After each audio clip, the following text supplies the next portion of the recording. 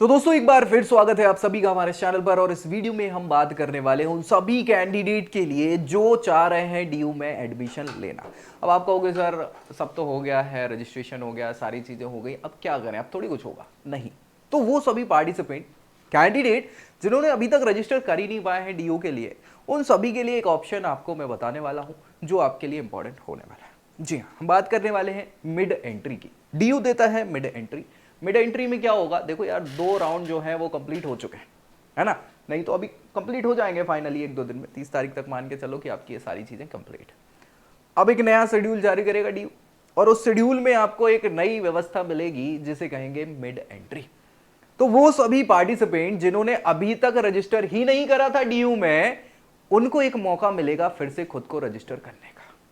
1000 रुपए का fees charge लगेगा, अभी हम डिटेल में डिस्कस करेंगे, ठीक है। साथ ही साथ उन बच्चों को भी एक मौका डीयू से रिलेटेड मिल जाने वाला है ऑप्शन। बस दिक्कत यहां पे क्या होने वाली है कि यार अभी तक जो कॉलेज बच्चों को आवंटित हो गए हैं उस प्रक्रिया से अलग नहीं, अब जो बचे हैं जो रहेंगे उनके हिसाब से आपकी पूरी प्रक्रिया चलेगी, ठीक है। कोई दिक्कत परेशानी? तो क्या है यहां मिड एंट्री के रूल्स, कैसे क्या हम पार्टिसिपेट कर पाएंगे, क्या होना है क्या नहीं होना है, वो सारी चीजों के लिए आपको आखिर तक वीडियो देखना है ताकि हम सारी चीजों में डिटेल में डिस्कस कर लें और दोस्तों में शेयर कर दें ताकि उनको भी ये जानकारी मिल जाए कि कैसे क्या नॉर्म्स यहां मिड एंट्री के होने वाले हैं, सारी चीजें। इसके बाद हम बात करेंगे स्पॉट राउंड की, क्योंकि डीयू में जैसे ही सीट्स खाली होंगी, वेकेंट होंगी आपके नंबर 3 और 4 राउंड के बाद, तो बची हुई सीट्स के लिए यहां पे स्पॉट राउंड की काउंसलिंग भी कराई जाती है, जिसमें आपकी जो वेकेंट सीट्स हैं उस पर डायरेक्ट आपका स्पॉट एडमिशन होगा।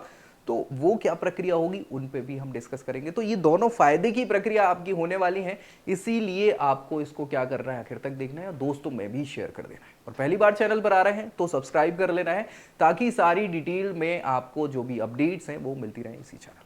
अगर अपनी प्रोफाइल पर बेस्ट क्या है जानना चाह रहे हैं तो नीचे प्रोफाइल एनालिसिस फॉर्म भी मिल जाएगा जिसको फिल करके आप जानकारी ले सकते हैं। चलिए स्टार्ट करेंगे। यहाँ पे डीयू की ऑफिशियल वेबसाइट है, इसको ओपन करेंगे, ऑब्वियस सी बात है। और जैसे ही आप ओपन करेंगे तो थोड़ा सा नीचे स्क्रॉल करेंगे, ये वाले में मिल जाएगा आपको एडमिशन 24-25, उस पर क्लिक करेंगे तो इनकी ये एडमिशन वाली वेबसाइट ओपन हो जाएगी। इस एडमिशन वेबसाइट में जाके आपको क्या करना है, ब्रोशर देख लेना है इनका। ब्रोशर देखोगे तो ब्रोशर में आपको मिल जाएगा क्या, ये ऑप्शन दिख रहा होगा, मिड एंट्री वाला ऑप्शन दिख रहा है आपको। हाँ भैया, तो मिड एंट्री को आपको समझना है, यही वो सारी चीजें हैं जिस पे हम यहाँ डिस्कस करने वाले हैं, ठीक है। छोड़ो,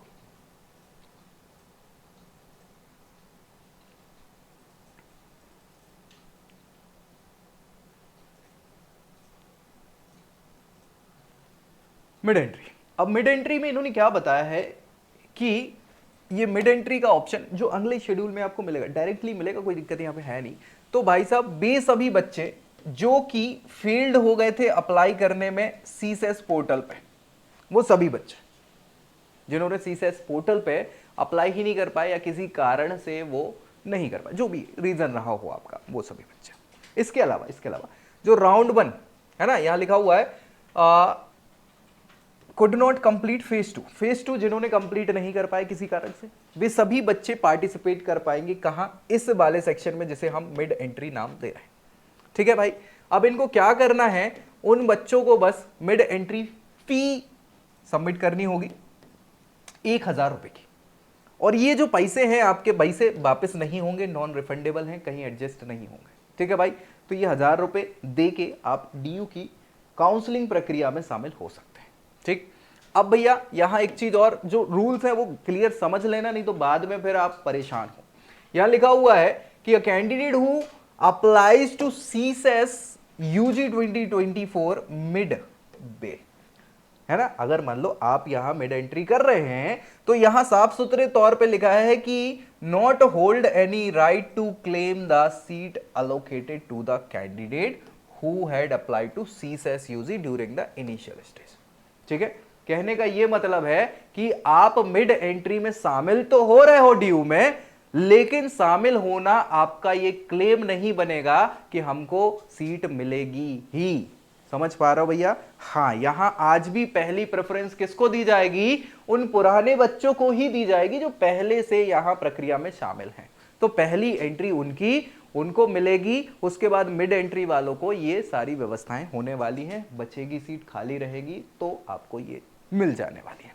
ठीक है भैया, और आगे के सब्सिक्वेंट राउंड्स में भी यही प्रक्रिया होने वाली है, कोई दिक्कत? यहां आपको ये इंपॉर्टेंट है।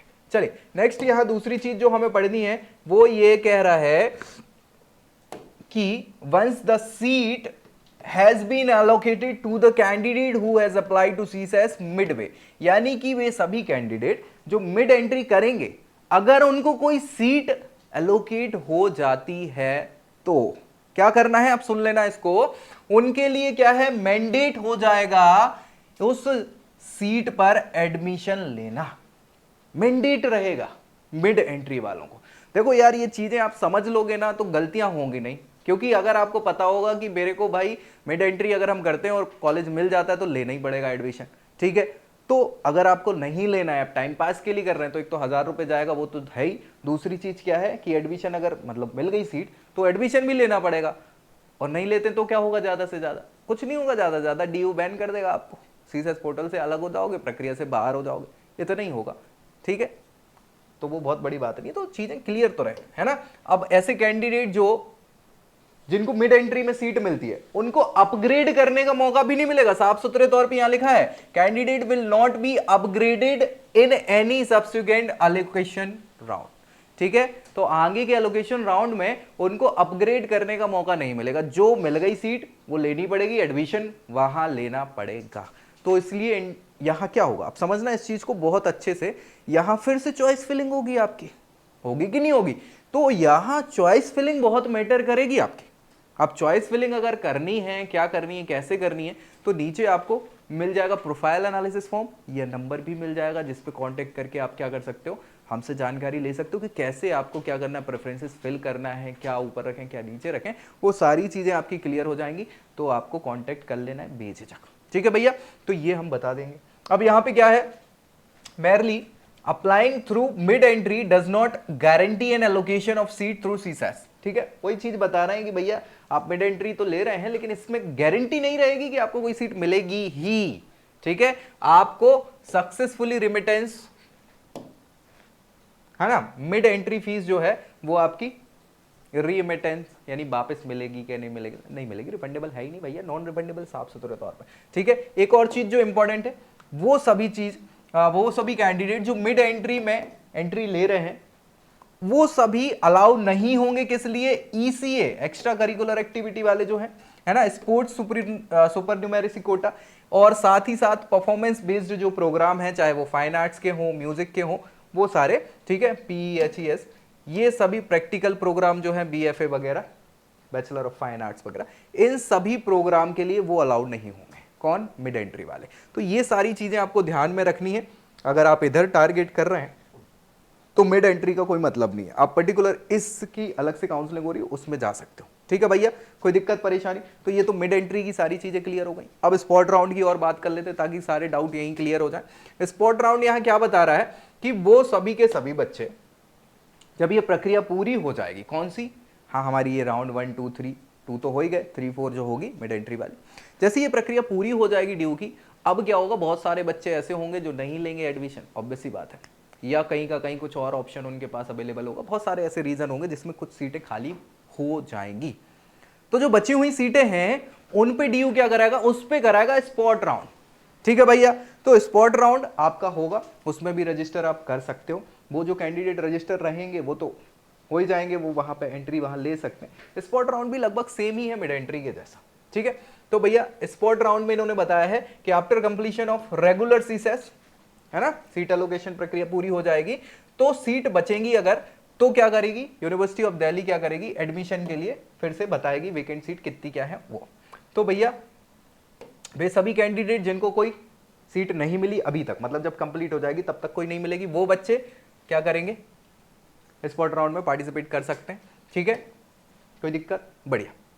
अनाउंसमेंट जैसे ही होगा स्पॉट एडमिशन का, वहीं डैशबोर्ड पे, आपके डैशबोर्ड पे आपको सारी चीजें मिल जाएंगी, एडमिटेड कैंडिडेट वाला कौन सा क्या मिला, कैसी सारी चीजें। अपग्रेड यहां भी नहीं अलाउड होगा, ठीक है, और यहां विड्रॉल भी नहीं होगा। अगर मान लो आपको कोई सीट मिल जाती है स्पॉट राउंड में, तो ना विड्रॉल कर सकते हो ना अपग्रेड कर सकते हो, वही चीजें आपकी होने वाली, ठीक है। स्पॉट राउंड में अगर एडमिशन आपको मिल जाता है तो स्पॉट एडमिशन उनके डैशबोर्ड पे दिखाया जाएगा। बहुत बढ़िया। अब भैया क्या क्या है, कैसी चीजें हैं? फॉर एवरी स्पॉट राउंड, अलग अलग स्पॉट राउंड होंगे, मुझे लगता है 3 तो होंगे ही एटलीस्ट, ठीक है। पहले से बता दे रहा हूं क्योंकि पिछली बार भी बता। The university will display the vacant seat of each programme, अलग अलग प्रोग्राम के लिए सीट्स बता देगी, अलग अलग कैटेगरी की बता देगी, ठीक है। सो जो भी स्पॉट राउंड के होंगे इनमें क्राइटेरिया जो फुल होंगे, क्या क्या फिल करे जाएंगे। सबसे पहले तो अवेलेबिलिटी ऑफ सीट, कितनी सीट बची हुई है उसके हिसाब से। फिर भैया प्रोग्राम स्पेसिफिक मेरिट लिस्ट बनती है उसके हिसाब से। फिर प्रेफरेंस ऑफ कॉलेजेस के हिसाब से ये आपको सीट मिलेगी स्पॉट राउंड में, ठीक है। कौन सी कैटेगरी है ये भी डिपेंड करेगा, और अदर एलोकेशन रूल्स जो रहेंगे उसके हिसाब से आपको आपकी अगर स्पॉट राउंड पे मिल सकती है सीट। तो ये सारी चीजें यहाँ पे ये आपके फैक्टर्स हैं बेसिकली जो अफेक्ट करने वाले हैं, या इनके बेसिस पे आपको ये सीट मिलने वाली है।